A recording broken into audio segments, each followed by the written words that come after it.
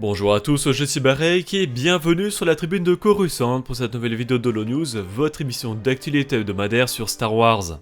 La semaine dernière, Donald Glover nous a parlé de son film Lando, nous avons eu droit à une présentation des pirates de Skeleton Crew, EA nous a teasé la suite de Jedi Survivor, Natalia Tena a été annoncée pour le Hero Festival Marseille et Marvel Comics a révélé ses comics de décembre. Enfin, nous parlerons du nouveau merchandising. Cela fait plus d'1 an que nous avons appris que Donald Glover et son frère Steven Glover ont pris en charge l'écriture du projet Lando, annoncé d'abord en série écrite par Justin Simien, puis devenu un film par les frères Glover. Donald Glover y reprendra notamment son rôle de Lando Calrissian du film Solo A Star Wars Story de 2018. Depuis 1 an, la seule information qui nous est parvenue est la prise de parole de Justin Simien sur son projet lui a été repris des mains, mais ici c'est Donald Glover qui a été interviewé par le Wall Street Journal où il parle de son ambition concernant le film Lando. Je cite, « Je veux juste que ce soit amusant. Tant que fan de Star Wars, je pense qu'il est important de s'amuser. Il faut que l'on s'amuse davantage, il est très difficile de s'amuser en ce moment. C'est difficile parce qu'il y a des choses très sérieuses qui se passent et ce sont les seules choses qui nous relient bizarrement. Je comprends pourquoi les choses sont sérieuses, mais je crois qu'une partie de l'expérience humaine réside dans la capacité à s'amuser et je pense que nous en manquons. J'adore Star Wars, mais parfois c'est très sérieux. Parfois c'est beaucoup trop sérieux. Tout ce qui a trait au Skywalker est tellement sérieux. » Enfin, Glover a poursuivi en expliquant pourquoi, selon lui, le public peut s'identifier à Calrissian en soulignant la personnalité de vaurien de Lando et son appétit pour l'argent dans le contexte d'un monde ou d'une galaxie en plein chaos. Je cite, « Lando, le meilleur aspect de lui, c'est que c'est un vaurien. Les gens peuvent s'identifier et il est probablement du genre « Mec, cette guerre est merdique, j'ai besoin d'argent ». Ce à quoi tout le monde peut s'identifier. Je veux juste apporter du fun à Star Wars, je veux que Star Wars soit amusant. Donald et Steven Glover ont déjà travaillé ensemble sur plusieurs projets comme scénaristes ou producteurs, comme le film Guavia Island et les séries Atlanta et Mr. et Mrs. Smith. Entertainment Weekly nous a partagé de nouvelles images et informations de la prochaine série Star Wars Skeleton Crew. Skeleton Crew se déroulera dans la continuité du Mandoverse, soit après The Mandalorian, le livre de Boba Fett et Ahsoka. Nous y suivrons un groupe de 4 enfants, Wim, KB, Neil et Fern, qui découvriront un mystérieux vaisseau avec lequel ils vont voyager dans la galaxie et croiser notamment le chemin de Jodna Nawood, interprété par Jude Law, un personnage visiblement sensible à la force. Mais le danger principal auquel sera confronté ce petit groupe seront des pirates de l'espace.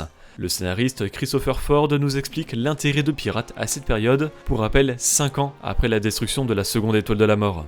Je cite, « Avec l'époque dans laquelle nous nous trouvons, nous sommes en quelque sorte en train de jouer avec l'anarchie. L'Empire a disparu et nous jouons donc dans une partie de la galaxie qui connaît une résurgence de la piraterie. » L'un de ces pirates s'appellera Gunter et sera interprété par Jalil White. Les autres personnages confirmés aujourd'hui sont le Shistavanen Brutus, interprété par Fred Tatasciore et joué par Stephen O'Young, le Gran Pax, joué par Mike Estes, et l'Human Chelt, incarné par Dale Souls. Marty Matulis est aussi de retour dans le rôle du Nikto Vane, l'un des pirates qui a fait ses débuts dans la saison 3 de The Mandalorian. Les 2 premiers épisodes de Skeleton Crew sortiront le 4 décembre sur Disney+. Après la révélation de ce nouveau visuel et surtout de celui des pirates, un rapport de Production Weekly est sorti pour présenter les prochaines productions américaines.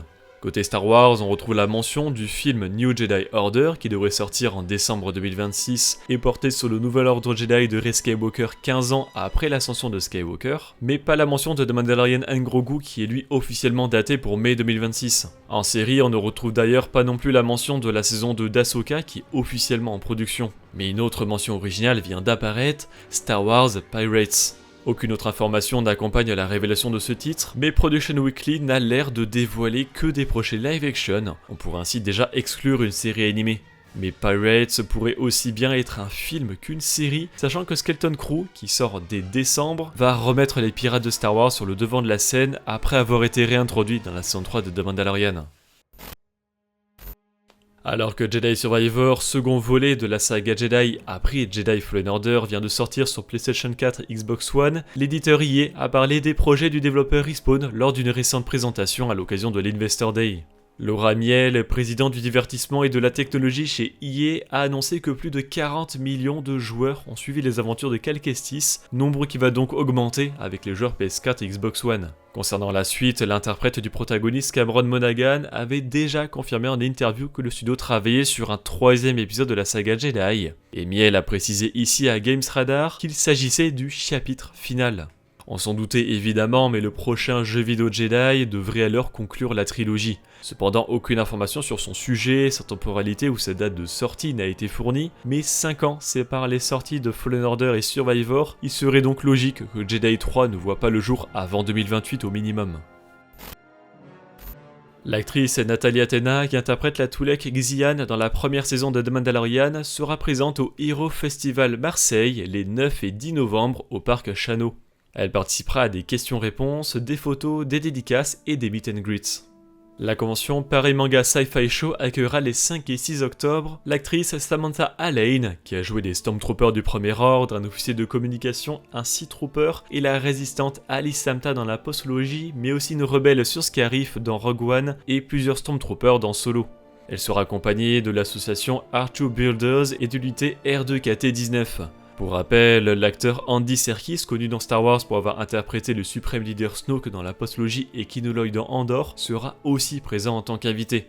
Et de très nombreuses associations liées à Star Wars seront aussi présentes en plus de R2 Builders, avec l'Alliance Impériale, l'Escadron des Midi-Chloriens, Bulle de Star Wars, Ludosport Paris, 501st Legion French Garrison, Sci-Fi Builders Club, Dark Troopers Squad et la 59e Légion. La vague 3 de la phase 3 de la Haute République, intitulée Trials of the Jedi, approche à grands pas et clôturera l'immense projet littéraire connu sous le nom de Luminous qui nous introduit l'ère de la Haute République, l'âge d'or des Jedi, environ 350 à 200 ans avant la saga Skywalker. Aujourd'hui, l'éditeur Random House Worlds a révélé quelques courts synopsis pour les romans jeunes adultes et jeunesse de cette vague, Into the Light et A Valiant Vow. Alors que plusieurs cris se précipitent vers leur conclusion palpitante et choquante, les chevaliers Jedi et Padawan doivent s'unir pour sauver la galaxie des Nihil, des sans-noms et peut-être pire que tout, d'un mystérieux fléau qui réduit en poussière tout ce qui se trouve sur son passage et qu'il est apparemment impossible d'arrêter. Et dans A Valiant Vow, les Padawan et novices doivent faire équipe pour arrêter le fléau qui semble inarrêtable, tout en faisant face à des terreurs technologiques sous la forme de druides nécrophages ressemblant à des crabes qui détruisent tout sur leur passage. Et Marvel Comics a annoncé ce numéro pour le mois de décembre 2024 avec Republic Under Siege numéro 3 et 4, la fin de la deuxième partie de The Battle of Jakku, Last Stand numéro 1, le début de la troisième et dernière partie, Ewoks numéro 3, et Ahsoka numéro 6, la suite de l'adaptation de la série Disney+.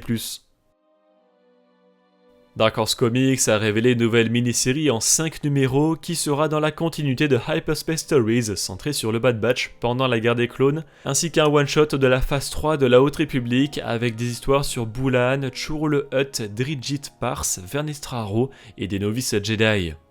Et côté extrait, retrouvez-en pour le comic Ahsoka numéro 3, découvrez également une couverture alternative pour Insurgency Rising numéro 3. La semaine dernière est sorti le jeu vidéo Jedi Survivor sur PlayStation 4 et Xbox One, en français, le roman jeune adulte de la Haute République Braver la tempête, le livre audio de L'œil des ténèbres, les comics Dark Vador tome 8, Dr. Aphra tome 7 et la trilogie de Throne en republication légende. Et enfin en anglais est sorti un court livre audio jeunesse Padawan's Pride sur une mission de Obi-Wan Kenobi Anakin Skywalker 3 ans après la menace fantôme, et les comics Darth Vader 2020 numéro 50, la fin de cette série régulière, et The High Public Adventures 2023 numéro 10. Côté merchandising, Lego a révélé un nouvel UCS avec la barge de Jabba, et si vous l'achetez entre le 1er et le 10 octobre, Lego vous offrira un sabre laser de Luke Skywalker. Funko a annoncé une nouvelle figurine pop de Knight of the Old Republic avec T3M4, Hasbro les figurines The Black Series de Dagan Gera de Jedi Survivor, Luke Skywalker et Leia Organa d'un Nouvel Espoir, et Gentle Giant a révélé Dark Vador sur son trône d'Obi-Wan Kenobi en statut Premiere Collection et le Capitaine Rex de The Clone Wars en statut Galerie. Tous les liens sont dans la description. Merci d'avoir regardé cette vidéo, j'espère qu'elle vous a plu. Si c'est le cas, n'hésitez pas à laisser un like, à la partager et à vous abonner en activant les notifications si vous ne voulez pas rater les prochaines vidéos de la tribune de Coruscant. Pour être au courant de l'actualité Star Wars au quotidien, suivez-nous sur Facebook, Instagram et X. Et tous les dimanches, nous débriefons de l'actualité sur Twitch lors de notre émission Là-bas dans les étoiles. A bientôt et que la force soit avec vous.